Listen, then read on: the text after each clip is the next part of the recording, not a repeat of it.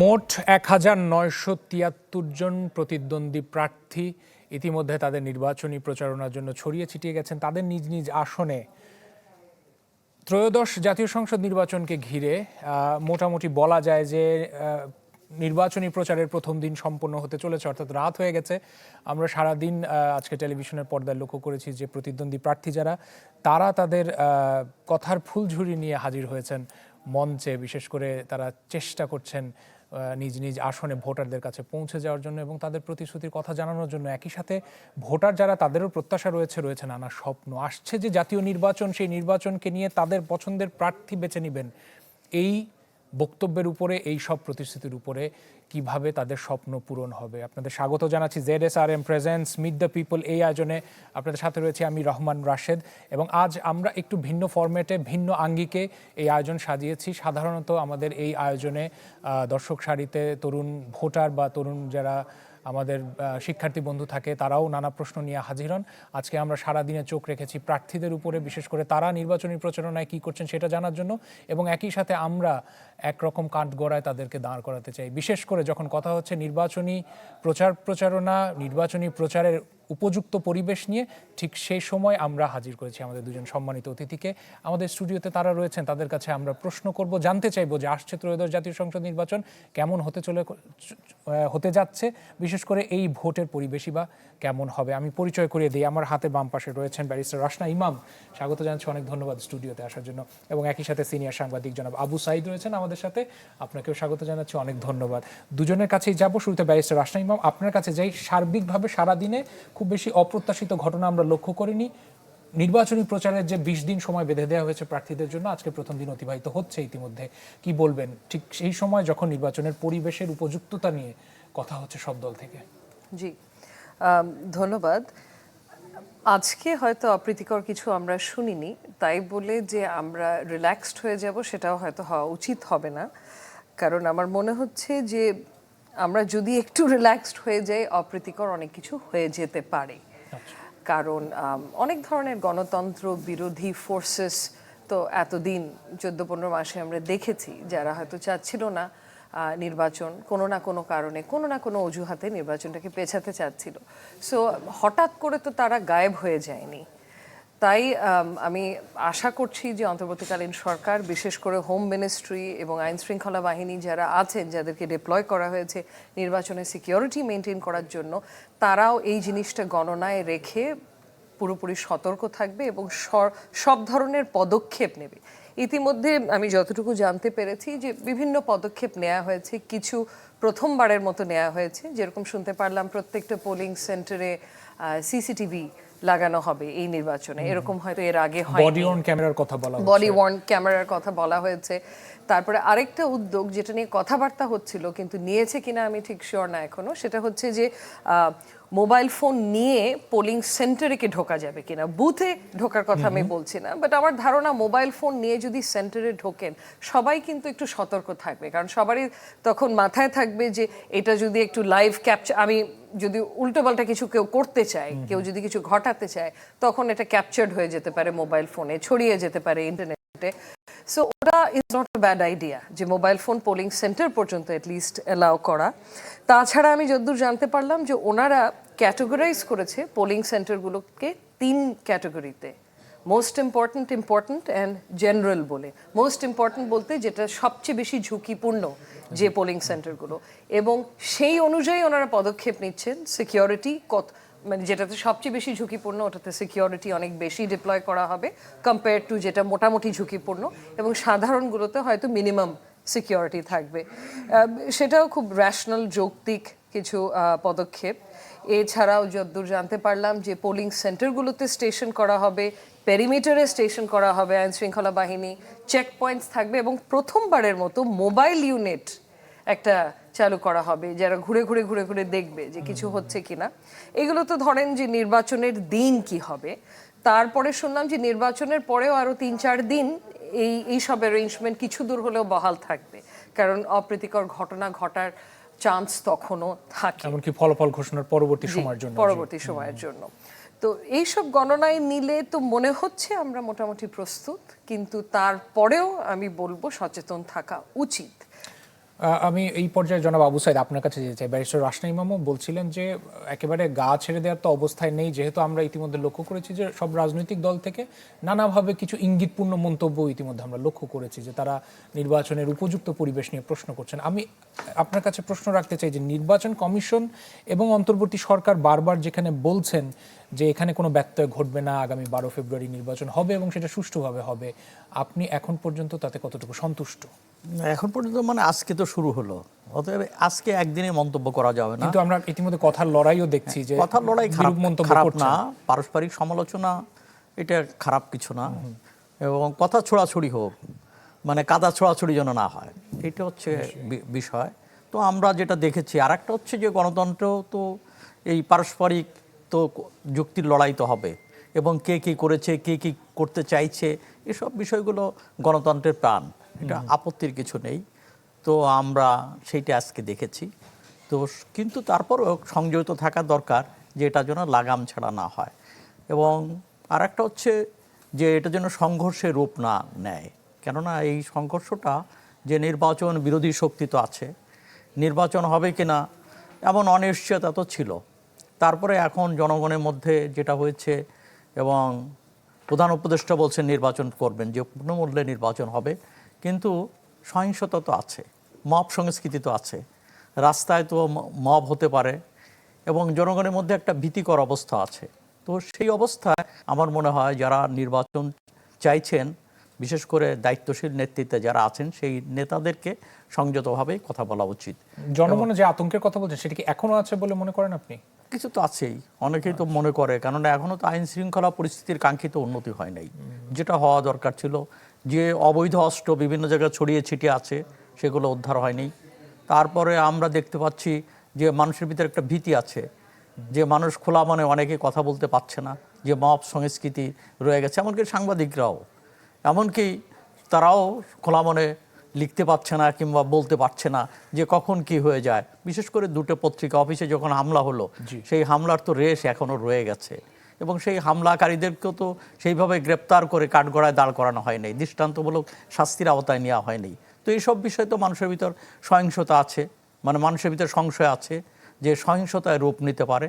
তবে এই ধরনের একটা বড় নির্বাচনে কিছু সহিংসতা ঘটতে পারে, কিন্তু মূলত বাইরের জন্য সেই পরিবেশটা রক্ষা করা, এবং এই পরিবেশটা রক্ষা করার দায়িত্ব তো নিশ্চয়ই নির্বাচন কমিশনের। প্রাথমিকভাবে সরকার তাকে সহযোগিতার হাত বাড়াবে, এবং রাজনৈতিক দলগুলোরও দায়িত্বশীল ভূমিকা পালন করতে হবে। এবং এই বিষয়টা, এবং নির্বাচনের সামনে যে জিনিসগুলো প্রবলেমটা হয়ে দেখা দেয়, একটা হচ্ছে আমরা যেটা দেখি যে একটা হলো ধর্মের ব্যবহার হয়, যেমন আমরা রাজনীতিতে যে ধর্মের ব্যবহার, বেস্তে টিকিট বিক্রি করা ইত্যাদি, এগুলো কিন্তু একটা বিষয়। আর এটা বক্তব্যে উঠে আসছে, নেতারাও বলছেন, নেতারাও বলেছেন, মঞ্চে উঠে বলেছেন, এখান থেকে বিরত থাকা দরকার। আর একটা হচ্ছে সেটা তো নির্বাচনী আচরণ বিধির লঙ্ঘনও কি হয় না? সেটাও তো উল্লেখ নিশ্চয়ই রয়েছে, কিন্তু হচ্ছে, এটাকে ঠেকানো দরকার, এই ব্যাপারে সংযত হওয়া দরকার। এখানে আমাদেরকে খেয়াল করা দরকার, যেটা সবচেয়ে বড় গুরুত্বপূর্ণ, যে মাসেলের ব্যবহার, পেশির ব্যবহার, এটাকে বন্ধ করার জন্য সর্বাত্মক করা দরকার। এখানে নজরদারিতে রাখতে হবে, এবং সেই জায়গাটা আমরা অনেক সময় দেখেছি নির্বাচনের আগে মাস্তান, এর আগে দেখেছি যে নির্বাচনের আগে মাস্তান, পেশি শক্তি, এদেরকে জেলে পোরা হয়, কিন্তু এবার তো জেলে পোরা হয়েছে, অনেকে মনে করে যে না, জেল থেকে ছেড়ে দেওয়া হয়েছে। তো এইটা তো এই জায়গাটাও দরকার, আঞ্চলিকতার ব্যবহার হয়। তো আরেকটা হচ্ছে সবচেয়ে বড়, যেটা নীরবে হয়, যেটার ব্যাপারে আমাদের নির্বাচন কমিশনের মাথা ব্যথা নাই, রাজনৈতিক দলগুলোর মাথা ব্যথা নাই, সেটা হচ্ছে টাকার খেলা, কালো টাকার খেলা, কালো টাকার বস্তা নিয়ে এটা খেলা হয়। এবং কিভাবে হয় সবাই জানেন, ওপেন সিক্রেট, কিন্তু এ ব্যাপারে কোনো কথা নেই। এবং এখানে যে সিলিং আছে, সেই সিলিং সবাই অতিক্রম করে। তো সেই ব্যাপারগুলো আমার কাছে এই সব জায়গাগুলোকে চোখ রাখা দরকার। প্রথম দিনে হয়তো এটা হয় নাই, দৃশ্যমান হয় নাই, কিন্তু বাস্তবে এই জায়গাগুলো রয়ে গেছে। তবে কিছু কিছু জিনিস ভালো লেগেছে, যে অনেকে পায়ে হেঁটে বাড়ি বাড়ি যাচ্ছে। যেমন এখানে আমি তাসনিম যারাকে দেখলাম যে সে বাড়ি বাড়ি যাচ্ছে, দোকানপাটে যাচ্ছে, সবাই সাথে ছবি তুলছে। একটু এরকম আরও কিছু কিছু গ্রামেও আমি দেখলাম যে কিছু কিছু জায়গায় প্রার্থীরা পায়ে হেঁটে ঘুরছে। তো আমার কাছে মনে হয় এই যে ডাইরেক্ট কমিউনিকেট করাটা সরাসরি যেটা বলছি আমরা। হ্যাঁ, সরাসরি ভোটারদের কাছে যাওয়াটা এটা গুরুত্বপূর্ণ। সবার সমিতি বড় নেতারা তো করবেনই, কিন্তু মানুষের কাছে যাওয়া এবং ইতিবাচক কমিটমেন্টটা সেটা খুবই গুরুত্বপূর্ণ বলে ব্যারিস্টার আমি মনে রাসনা করি। ইমাম, আপনি জনাব আবু সাইদ কিছু সংশয়ের কথাও বললেন, সেগুলোর সাথে আপনি একমত? বিশেষ করে প্রচারণার সময় বা নির্বাচনী প্রচারের সময় যে কিছু দিক নির্দেশনা দেয়া থাকে, আচরণ বিধির কথা বলা থাকে বারবারই, এবং এর আগেও আমরা বিগত নির্বাচনে দেখেছি যে সেটা দেখা যায় যে প্রার্থীরা সেই নিয়মের লঙ্ঘন করছেন, এবং সেটার বিপরীতে নির্বাচন কমিশন কতটুকু সক্রিয় রয়েছে বা দেখেন সেটা নিয়ে প্রশ্ন থেকে যায়। এবারও যেমন বলা হচ্ছে যে রাজনৈতিক দলগুলো আগে থেকেই মাঠে সক্রিয় ছিল, তারা একরকম গণসংযোগের কাজ শুরু করে দিয়েছেন প্রচারের আগে থেকেই, যেটা আজকে হওয়ার কথা ছিল। এই ব্যাপারে কি বলবেন আপনি? এই ব্যাপারে আমি বলবো যে নির্বাচন কমিশন তো প্রতিশ্রুতি অনেকগুলো দিয়েছেন যে এবার ওনারা কঠোরভাবে নির্বাচন বিধি বা আচরণ বিধি যেটা আছে সেটাকে প্রয়োগ করবেন। কিন্তু এখানে আপনি যে কথাটা এখনই বললেন যে আমার চোখে এমন কোনো প্রার্থী পড়েনি যারা অনেক আগে থেকেই হয়তো ডিরেক্টলি না হলেও ইনডিরেক্টলি ক্যাম্পেইনিং শুরু করেনি। মানে এটাই বলা যায় যে লেভেল প্লেইং ফিল্ড হয়ে গেছে, বিকজ সবাই তাই করছে। সো এখানে কারো এগেনস্টই খুব একটা কিছু তো করতে দেখিনি। একজন তো দেখলাম নির্বাচন কমিশনের সামনেই লিফলেট বিতরণী করছিল, ওনাকে মনে হয় শোকজ নোটিশও জারি করা হয়েছে।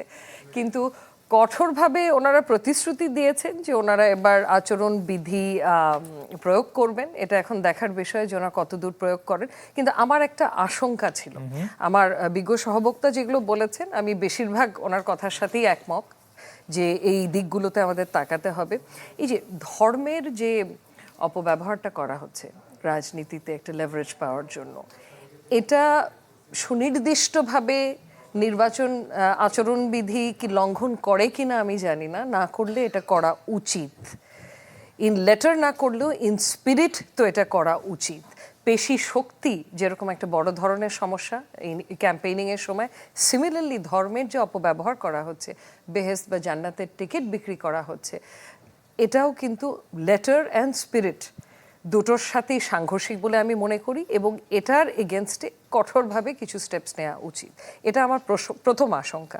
আমার দ্বিতীয় আশঙ্কা হচ্ছে এই যে সোশ্যাল মিডিয়া নিয়েও কিন্তু একটা আচরণ বিধি আছে নির্বাচন কমিশনের দেয়া, যেটা অত্যন্ত গুরুত্বপূর্ণ, বিশেষ করে নারী ক্যান্ডিডেটদের ক্ষেত্রে আমি বলছি। কারণ সাইবার হ্যারাসমেন্টের সবচেয়ে ভালনারেবল ভুক্তভোগী বা শিকার হচ্ছেন গিয়ে যত আমাদের ফিমেল ক্যান্ডিডেটস আছে। অ্যাজ ইট ইজ আমাদের খুব সীমিত নারীরা নমিনেটেড হয়েছে দলগুলো থেকে, কিছু দল থেকে কেউ হয়নি।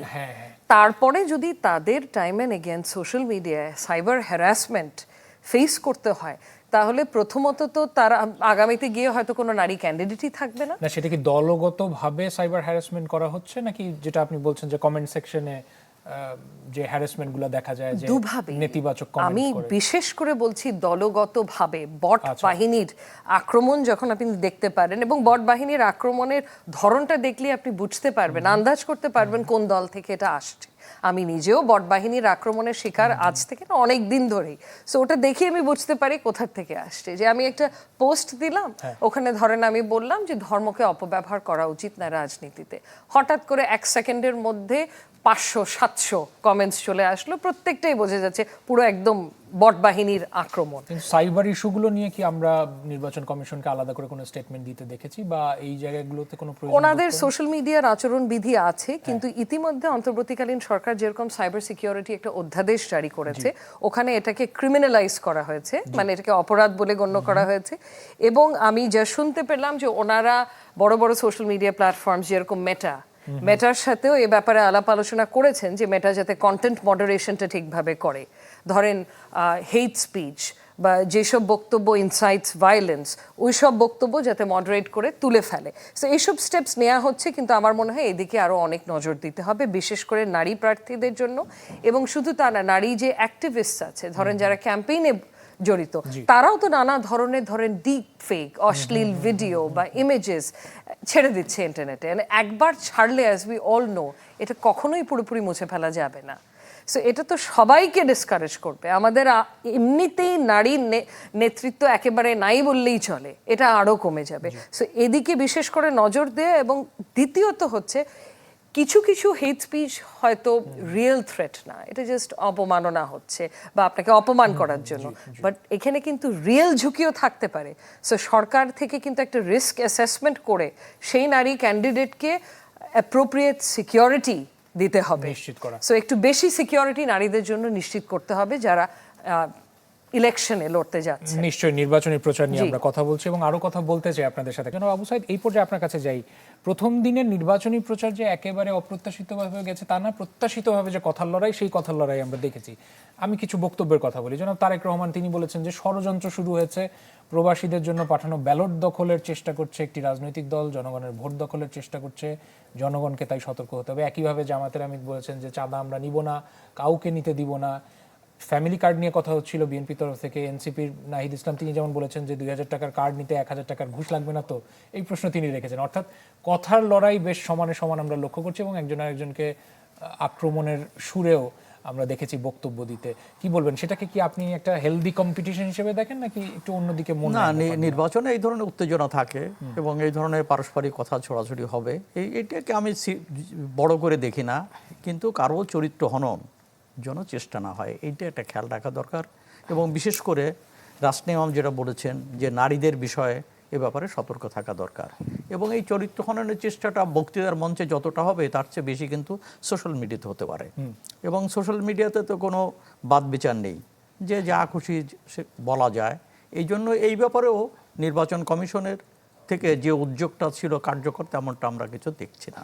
যেমন একটা সেল করতে পারতো নির্বাচন কমিশন এই ব্যাপারে, একটা সেল করে এবং সেখানে ফ্যাক্টস চেকিং এর ব্যবস্থাও করতে পারতো, যে এটা অপতথ্য, এটা ভুল তথ্য, এই ধরনের কিছু দায়িত্ব তারা পালন করতে পারতো। কিংবা তারা কিছু সেখানে জরিমানা ইত্যাদি যেগুলো আইনে আছে সেগুলো বাস্তবায়নের জন্য তারা উদ্যোগ নিতে পারতো। এখানে তারা সেই কাজগুলো কিন্তু হয় নাই। তারা বিভিন্ন জায়গায় তারা ওই সব ইসে যারা আছে তাদেরকে আহ্বান করেছে, যেমন মেটার কাছে আহ্বান করেছে, গুগলের কাছে আহ্বান করেছে। এমনি আমরা দেখি যে কাগজে কলমে আচরণবিধি লঙ্ঘনের একটা শাস্তি যেটা বলা হচ্ছে সর্বোচ্চ 6 মাসের কারাদণ্ড অথবা 1.5 লক্ষ টাকা জরিমানা অথবা উভয়। মানে এর সাথে আপনারা মনে করছেন যে সাইবার সিকিউরিটি একবার সেইটা আছে, আর এটা হলো প্রার্থীদের ক্ষেত্রে। জি জি, কিন্তু প্রার্থীদের কিন্তু সাধারণ যারা এগুলো অপতৎপরতা হচ্ছে, সেটা তো তাদের ইসে ক্রিমিনাল অ্যাক্ট। জি, এবং সেগুলোকে তো চিহ্নিত করা দরকার। একটা বিষয়টা আমাদের হচ্ছে যে ফিজিক্যালি যেগুলো করছে কিংবা সেটা যেমন ক্রিমিনাল অ্যাক্ট, তো এখানে সামাজিক মাধ্যমে যেটা করছে সে তো ক্রাইমকে ছড়াচ্ছে, ক্রাইমকে উৎসাহিত করছে, সেই ব্যাপারগুলোকেও অ্যাড্রেস করতে হবে। এবং সেই ব্যাপারে এখনই সময়, কেন সোশ্যাল মিডিয়া অনেক কিছু আছে কিন্তু বিশ্বাস করে, অনেকে আমাদেরকে ফোন করে যে এই ঘটনা তো ঘটছে, ব্যাপারটা কি, কিংবা অমুক কিছু দেখলাম। সাধারণ মানুষ তো কোথায় দেখতে হবে, কোনটা নির্ভরযোগ্য, এটা তারা বুঝতে চান না। তারা মনে করেন যে ঠিক আছে সোশ্যাল মিডিয়া যেটা দেখে, এমনকি কিছু কিছু পত্রিকাও তারা এই ধরনের নিউজ হয়। এবং আজকে প্রথম আলোর পক্ষ থেকে বলা হয়েছে যে তাদের আদলে তাদের পত্রিকার এবং পত্রিকার নাম কিছুটা বিকৃত করে সার্কাজম করছে, সেটাও বিশ্বাস করছে হচ্ছে, কিংবা তাদের আদলে যেমন প্রথম আলো এটা ছেপেছে, তো মানুষের মনে করে এটা বিশ্বাসযোগ্য ব্যাপার হতে পারে। তো এই সবগুলো যদি চেকিং এর ব্যবস্থা না হয় তো সেইটা একটা বিষয়। আর একটা হচ্ছে যে কতগুলো জিনিস, যেমন এখনো রাস্তায় আপনি দেখবেন পোস্টার আছে, তো পোস্টার তো নিষিদ্ধ। হ্যাঁ, পোস্টার সোশ্যাল মিডিয়াতে যেতে পারে, আপত্তি নেই, কিন্তু রাস্তায় তো পোস্টার আছে। তো এই পোস্টার তার সেগুলো বিধিনিষেধের পূর্বে লাগিয়েছে, যদিও বলেছে যে ওগুলো সরিয়ে ফেলতে। না, ওগুলো সরিয়ে ফেলা তো উচিত ছিল। এবং সেই ব্যাপারে কোনো উদ্যোগ যেটা সরিয়ে ফেলা কতদিন এবং কতদিন পরে সরিয়ে ফেলা হবে, সেই ব্যাপারগুলোকে তো আমরা দেখছি না। অতএব এখানে নির্বাচন কমিশন, প্রশাসন তাদেরকে আরও উদ্যোগী হওয়া দরকার। এখন তো প্রশাসন তো, পুলিশ প্রশাসন তো নির্বাচন কমিশনের উপর ন্যস্ত, তাদেরকে জবাবদিহি করতে হবে। অর্থাৎ নির্বাচন কমিশনের এখন তো অনেক হাত, তাই না? সরকারের তো আলাদা হাত নাই। তো এই হাতগুলা এখন তারা করতে পারে। এমনকি এখানে যদি ভিন্ন পথে, এখন প্রশ্নটা হচ্ছে যে এরা কার কথা শুনবে? নিশ্চয়ই এখন অন্তর্বর্তীকারী সরকারের কথা শুনবে না, নির্বাচন কমিশনের কথাই শুনবে। অতএব অন্তর্বর্তী সরকার তো যেটা বলবেন নিশ্চয়ই এখানে কন্ট্রাডিকশন হবে না। তো সেই ব্যাপারগুলোও তো আমাদেরকে নজর রাখা দরকার, কেন অন্তর্বর্তী সরকারের প্রতি যতটা আস্থা মানুষের থাকা দরকার ততটা কিন্তু নেই।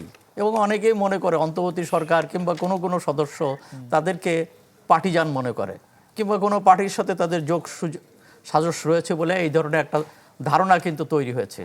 এটা মিথ্যা প্রমাণিত হোক সেটা আমি চাই, কিন্তু প্রশ্ন হচ্ছে মানুষের সেটা আস্থা নেই। কেন অন্তর্বর্তী সরকারের ক্যারেক্টারটা হওয়া উচিত ছিল, আমাদের এখানে 4টা নির্বাচন আগে হয়েছে, অন্তর্বর্তী ব্যবস্থা যে সরকার ছিল কেয়ারটেকার গভর্নমেন্ট, জি দলনিরপেক্ষ সরকার, এবং তার চরিত্র ছিল যে দলনিরপেক্ষ, সে কোনো দিকে হেলবে না দুলবে না, সে তার নিজস্ব অবস্থানে ঠিক থাকবে।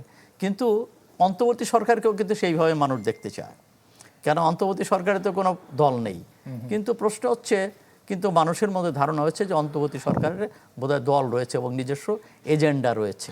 আচ্ছা, অতএব এখানে নির্বাচন কমিশনকে আরও সক্রিয় হওয়া দরকার এবং নির্বাচন কমিশনকে সক্রিয় ভূমিকা পালন করা দরকার। বুঝতে পারছি। ব্যারিস্টার রাশনা ইমাম কি একই ভাবে মতের সাথে দ্বিমত করবেন, নাকি একইভাবে আপনি এগ্রি করবেন? নির্বাচন কমিশনের একটা বলিষ্ঠ ভূমিকা সবাই প্রত্যাশা করে বলা হচ্ছে, কিন্তু আবার দুটো রাজনৈতিক দল থেকে আলাদা আলাদা সময় আমরা এই বক্তব্য পেয়েছি যে তারা বলছেন যে অন্তর্বর্তী সরকার বা নির্বাচন কমিশন তারা নির্দিষ্ট কোনো রাজনৈতিক দলের দিকে ঝুঁকে পড়ছেন কিনা আসছে নির্বাচনকে কেন্দ্র করে। এমন অভিযোগকে আপনি কিভাবে দেখেন? জি, এখানে কিছু কয়েকটা অভিযোগ যে উঠেছে, ওখানে তো কি বলবো, ওগুলো একেবারে ইগনোর করা যায় না।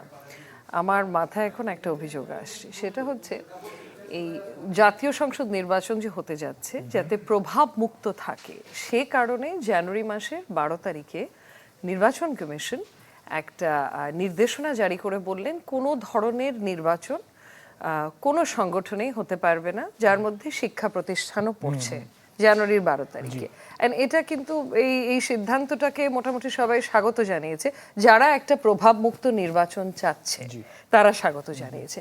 কিন্তু এরকম একটা ব্ল্যাঙ্কেট ব্যান বা নিষেধাজ্ঞা ওনারা ইম্পোজ করলো জাতীয় নির্বাচনের স্বার্থে। এটা ইম্পোজ করার ঠিক 3 দিনের মাথায় 15 তারিখে জানুয়ারি মাসের ওনারা শাহজালাল ইউনিভার্সিটির নির্বাচন হওয়ার অনুমতি দিয়ে দিলেন। এবং অনুমতিটা যে দিলেন, কোনো কারণ ওনারা দেখায়নি যে কেন অনুমতি দিচ্ছেন, কিভাবে এটা এক্সেপশন। তাহলে শাহজালালকে যদি দেয়া হয়, বাকি বিশ্ববিদ্যালয় যেগুলো আছে তারা কি দোষ করলো? বা বাকি যে সংগঠনগুলো আছে, যেরকম পেশাজীবী সংগঠন, তারা যদি ভিসিকে ঘেরাও করে রাখতে পারে তারাও পাবে। জি, ওখানেই এখন যেটা ভাই বলছিলেন কিছুক্ষণ আগেই, যে ওই যে দাবি দেওয়ার শহর হয়ে গেছে, আমি যদি ঘেরাও করে রাখি, দাবি দেই, তাহলেই আমাদের সরকার, আমাদের নির্বাচন কমিশন সেটা দিয়ে দেবে। তো এই ধরনের আচরণ যদি নির্বাচন কমিশন করে, এবং এটা নিয়ে একটা রিটও আমরা দায়ের করেছি, আমি নিজেই আইনজীবী ছিলাম, এবং এটাকে স্থগিত করা হয়েছে, যে ওনারা নিজেরাই একটা নিষেধাজ্ঞা দিয়ে 3 দিনের মাথায় চেরি পিক করে সিলেক্টিভলি একটা ইউনিভার্সিটিকে পারমিশন দিয়ে দিল।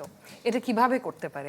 আইনগত তো ওনারা করতে পারেই না, এটা পুরোপুরি অবৈধ ছিল এবং সংবিধানের সাথে সাংঘর্ষিক। তো এই ধরনের আচরণ থেকে কিন্তু মানে ওনাদের বিরত থাকতে হবে, না হলে ওনাদের নিরপেক্ষতা নিয়ে সবাই প্রশ্ন তুলবে।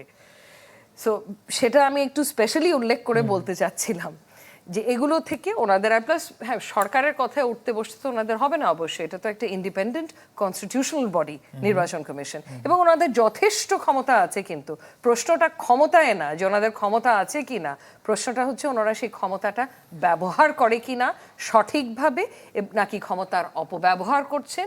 এবং সবসময় যে অ্যাক্টিভলি অপব্যবহার করতে হয় তা না, অনেক সময় কিন্তু আপনার এক্সারসাইজ করা উচিত ক্ষমতাটা, কিন্তু আপনি করছেন না, আপনি চুপচাপ বসে আছেন, সেটাও এক ধরনের অপব্যবহার। সো এগুলো থেকে ওনাদের একটু বিরত থাকতে হবে, এবং ওনাদের যে সাংবিধানিক দায়িত্বটা, একটা সুষ্ঠু অবাধ নির্বাচন পুরো এই দেশ ও জাতিকে উপহার দেওয়ার, যেটা এত বছর আমরা কেউ পাইনি, আমি আশা করছি ওনারা সেটা ডিসচার্জ করতে সক্ষম হবেন, এই কনস্টিটিউশনাল দায়িত্বটা। একটা সাধারণ অভিযোগ আসে সব সময় নির্বাচনের আগে, বিশেষ করে রাজনৈতিক দলগুলো বলে যে লেভেল প্লেইং ফিল্ড যেন নিশ্চিত করা হয়, এবং রাজনৈতিক দলগুলো মনে করে যে তাদের সাথে সেই আচরণটা করা হচ্ছে না, অন্তত লেভেল প্লেইং ফিল্ড নিশ্চিত করার ক্ষেত্রে। যেমন নির্দিষ্ট রাজনৈতিক দলের নির্দিষ্ট কোনো নেতাকে প্রোটোকল দেওয়ার ক্ষেত্রে এরকম অভিযোগ আমরা লক্ষ্য করেছি যে দুটো রাজনৈতিক দল ইতিমধ্যে দিয়েছে। যদিও সেই রাজনৈতিক দলের নেতা আজকে তিনি যেমন বলেছেন যে এই দাবির প্রেক্ষিতে প্রধান উপদেষ্টাকে অনুরোধ করেছেন যেন প্রোটোকল তাদেরকে 3 গুণ বাড়িয়ে দেওয়া হয়। তো এইটাকে কি শুধু মানে কথার লড়াইয়ের অংশ হিসেবে দেখবেন, নাকি এখানে আপনি কিছুটা নমনীয় হওয়ার ব্যাপারটাও এখানে দেখেন যে নির্বাচন কমিশন তারা সেই জায়গাটায় লেভেল প্লেইং ফিল্ড নিশ্চিত হয়তো চ্যালেঞ্জের মুখে পড়বেন সামনে? এই প্রোটোকলটা কি নির্বাচন কমিশন তো দেয়নি, প্রোটোকলটা তো অন্তর্বর্তী সরকার দিয়েছে। এবং আপনি ওনার কথা বলছেন, উনি যে জবাবটা দিয়েছেন সেটাও যৌক্তিক, খুব ফেয়ার একটা কথা বলেছেন। যদি আমাকে দিয়ে থাকে, যাদেরই আপত্তি আছে তাদের সবাইকেও দেখ, তাহলেই তো একটা লেভেল প্লেইং ফিল্ড ক্রিয়েটেড হয়ে যাচ্ছে। এটা এক। দ্বিতীয়ত হচ্ছে যারা এই বক্তব্যটা রেখেছে, একটু হয়তো দেখার সময় চলে এসছে যে তারা কি কোনো ধরনের বেনিফিট কোনো পর্যায়ে ভোগ করেননি অন্তর্বর্তীকালীন সরকারের সময়। ফর এক্সাম্পল আমি এনসিপির কথা বলি।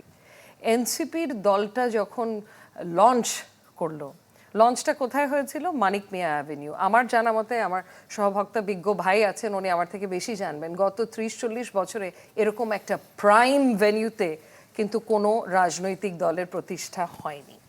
তারা কিন্তু এই পারমিশনটা ম্যানেজ করেছে। ওই লঞ্চে যাতে অনেক মানুষ অংশগ্রহণ করতে পারে, দেশের বিভিন্ন প্রান্ত থেকে বাস রেকুইজিশন করেছে ডিসিদের, মানে পুরোপুরি সরকারের সহযোগিতায়, এক অর্থে বলতে গেলে স্পন্সরশিপে সেই লঞ্চ ইভেন্টটা হয়েছে। এটা কি লেভেল প্লেইং ফিল্ড মেনটেন করা? এ ধরনের সহযোগিতা, এ ধরনের সহায়তা তো অন্য কোনো রাজনৈতিক দলকে আমি পেতে দেখিনি।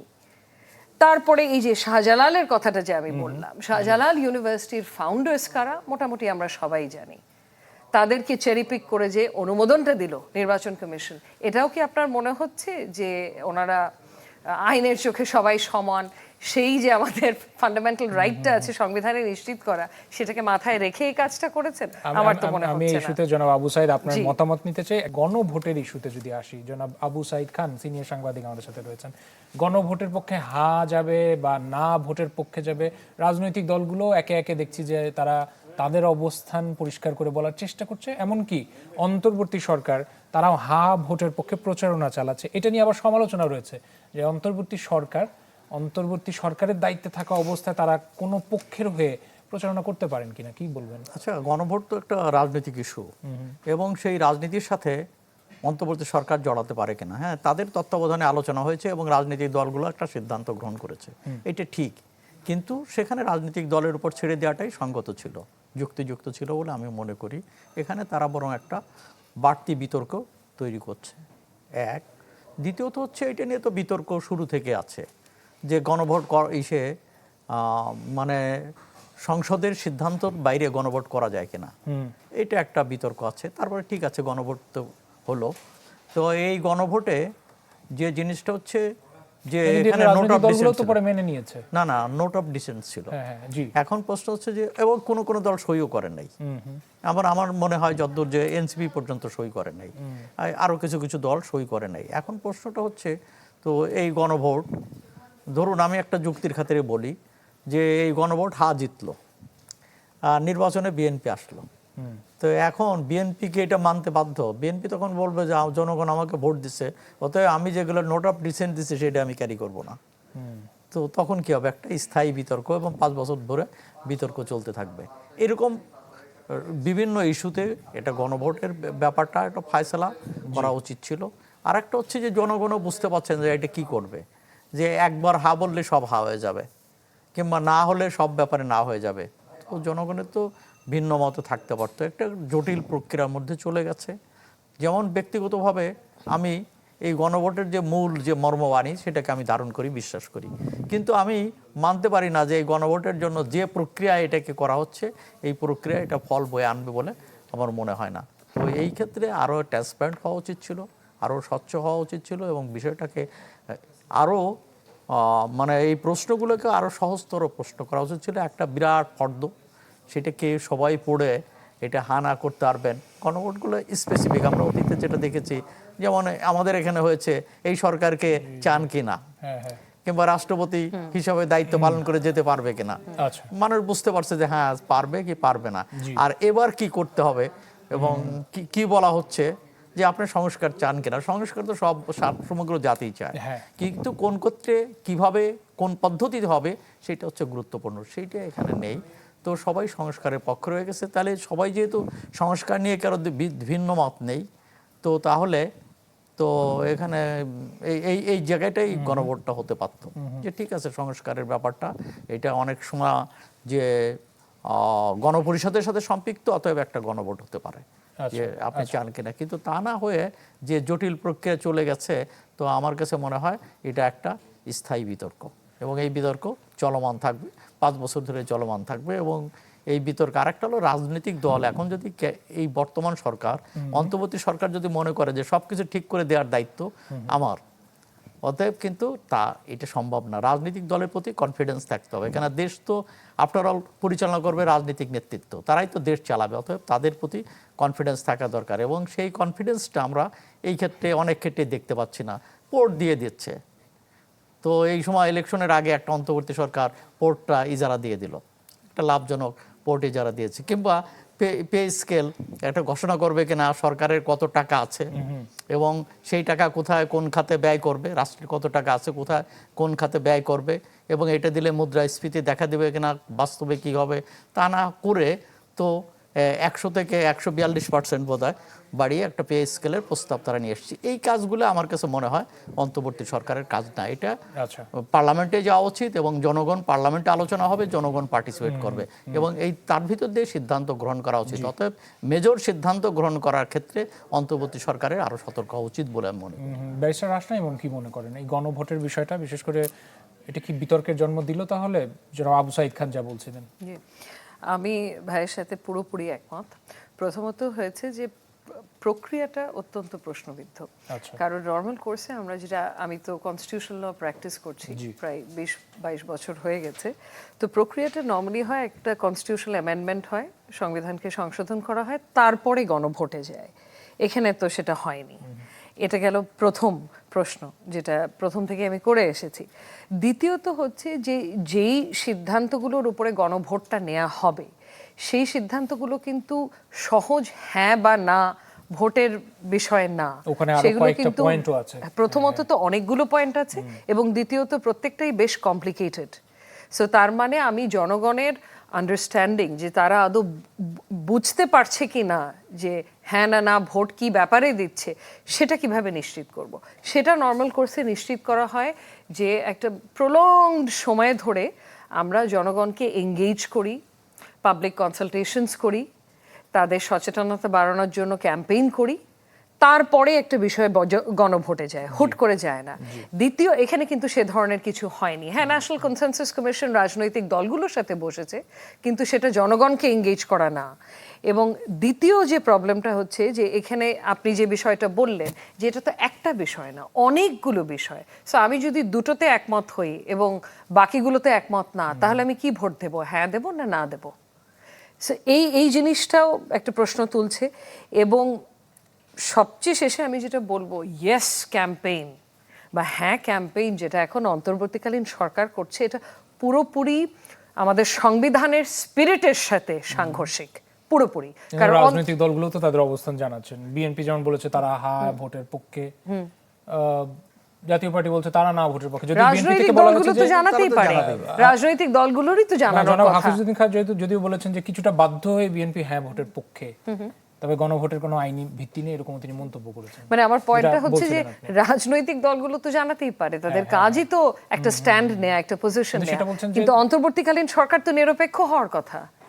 মানে তাদের অধীনে নির্বাচন হতে যাচ্ছে, তারা যদি নিরপেক্ষ না থাকে ইস্যুগুলোতে, তাহলে তো হবে না। এবং তাদের নিরপেক্ষতাটা পুরোপুরি ধুলোর সাথে মিশে যাচ্ছে যদি তারা ইয়েস ক্যাম্পেইন যেভাবে করছে। মনে করেন যে অন্তর্বর্তী সরকারের অধীনে তাহলে নির্বাচন নিয়েও প্রশ্ন আসতে পারে, এরকম মনে করেন আপনি? কিছু দূর তো এখনো সবার মাথায় আছে, কিছু দূর যে প্রশ্ন নেই তা না। এবং ধরেন এটা তো একটা সাংবিধানিক বিষয়। আমার যতগুলো কনস্টিটিউশনাল ল স্কলার্সদের সাথে এ ব্যাপারে কথাও হয়েছে, তারা কিন্তু অত্যন্ত ডিসঅ্যাপয়েন্টেড এবং হতাশ যে একটা নিরপেক্ষ অন্তর্বর্তীকালীন সরকার কিভাবে হ্যাঁ ভোটের জন্য ক্যাম্পেইন করে। এখন সমস্যাটা হচ্ছে এই পয়েন্টটা যদি আমি তুলে ধরি, সাথে সাথে আমাকে ট্যাগ করবে যে ও আমি সংস্কার বিরোধী বলে হইচই করা শুরু করবে। কিন্তু কথাটা কিন্তু সেটা না, ওনারা কোনো স্ট্যান্ড নিতে পারে না। ওনারা যে কাজটা করতে পারতো সেটা হচ্ছে ওনারা সচেতনতা বাড়াতে পারতো ইস্যুগুলো নিয়ে, যে এখানে এই 4টা বিষয় আপনারা সিদ্ধান্ত নেবেন, এই বিষয়ের অর্থ এটা, এটা নিয়ে আমরা আলোচনা করি বিস্তারিতভাবে, এটার অর্থ এটা, একটা ক্যাম্পেইন করতে পারতেন। কিন্তু সিদ্ধান্তটা কি হওয়া উচিত সেটা তো জনগণকে ওনারা বলে দিতে পারেন না, এটা তো জনগণ এক্সারসাইজ করবে, এটা তো তাদের ভোটাধিকার, মানে তাদের decision. Prerogative is with the people of Bangladesh, ওরা হ্যাঁ না না বলবে, এবং রাজনৈতিক দলগুলো তাদের অবস্থানটা ক্লিয়ার করবে যে না ওনারা হ্যাঁ এর জন্য ক্যাম্পেইন করবে বা না এর জন্য। নিরপেক্ষ অন্তর্বর্তীকালীন সরকার এটা কোনোভাবে করতে পারে না, এটা আমাদের সংবিধানের স্পিরিটের সাথে পুরোপুরি সাংঘর্ষিক। নির্বাচন কমিশন বা অন্তর্বর্তী সরকার তারা একটা সুষ্ঠু নির্বাচন বা এই ট্রানজিশন পিরিয়ডটা অতিক্রম করার জন্য যথেষ্ট সময় পেয়েছে? দুজন একটু সংক্ষেপে উত্তর দিবেন। মানে আমরা দেখেছি যে প্রশাসনের তরফ থেকে একটা সংস্কারের একটা দাবি ছিল, সেটাও তারা করেছেন, করে এই নির্বাচনটা আয়োজনের পথটা একেবারে মসৃণ ছিল বলা যায় না। একটু বলবেন যে সেই জায়গা থেকে অন্তর্বর্তী সরকারের ভূমিকা একটু না, সংক্ষেপে। আমরা তো অতীতে দেখছি খুব দ্রুত তো নির্বাচন তারা করতে পারছে, বিচারপতি শাহাবুদ্দিনের না, কিন্তু প্রশাসনের তো রদবদলের আরো বেশ কয়েকটা সংস্কারেরও কথা চলে আসছে। হ্যাঁ, না সেগুলো তারা করেছে, প্রশাসনের লোকজন রদবদল করে তারা এটা করেছে। এখন প্রশ্নটা হচ্ছে যে এই সরকার তো রাজনৈতিক দলগুলোর প্রতি আস্থা থাকতে হবে, সবকিছু সেটা আছে বলে মনে করেন? একটু না, এখানে মনে হচ্ছে যে রাজনৈতিক দলের সঙ্গে অন্তর্বর্তী সরকারের একটা দূরত্ব একটু দূরত্ব তৈরি হচ্ছে মনে করছেন। ব্যারিস্টার রাশনা ইমাম কি মনে করেন? সংক্ষেপে আমরা শেষ করব যে এই দূরত্বের জায়গায় কি আপনি একমত যে অন্তর্বর্তী সরকার এবং রাজনৈতিক দলগুলো অ্যালাইন করছে না বা করছে? সরি, আপনার প্রশ্নটা সব কিছু মিলিয়ে যে এই যে একটা সুষ্ঠু সুন্দর গ্রহণযোগ্য নির্বাচন আয়োজনে তাদের যে আন্তরিকতা বা যে বক্তব্য দিয়েছেন, প্রশাসন থেকেও যে বক্তব্যের কথা বলা হয়েছে যে তারা আন্তরিক, তারা করতে চান, সেই ব্যাপারে আপনার মূল্যায়ন? হ্যাঁ, সেই ব্যাপারে আমার মূল্যায়নটা হচ্ছে যে সন্দেহের যে একটা জায়গা সৃষ্টি হয়েছে যে তারা আদৌ করতে চায় কিনা, এটার জন্য বেশ কিছু দূর তারা নিজেরাই দায়ী। তারা দায়ী দুটো কারণে। অনেক দেরি করেছে নির্বাচন দিতে। প্রথমে 5ই আগস্টের পরপর যে একটা ঐক্যবদ্ধ ছিল পুরো দেশ, সব রাজনৈতিক দলগুলো, যত দিন গেছে আমরা দেখেছি ওই ঐক্যের জায়গায় কিন্তু আর নেই। সো এটার তারা রেসপন্সিবল। এর আগে আমার ভাই যেটা বললেন যে এর আগে কিন্তু অনেক দ্রুত হয়েছে নেপালে, আমাদের আশেপাশে তাকালেও অনেক দ্রুত যদি নির্বাচনটা হতো তাহলে অনেক সমস্যা আমরা এড়িয়ে যেতে পারতাম। বিশেষ করে আইন শৃঙ্খলার যে অবনতিটা আমরা দেখেছি টাইম এন্ড এগেইন, এবং এই যে রাজনৈতিক দলগুলোর মধ্যে যে ডিভিশনটা আমরা এখন দেখছি, এটা কিন্তু ছিল না, এটা দিনে দিনে বেড়েছে, এবং তার জন্য তারা রেসপন্সিবল ডেফিনেটলি।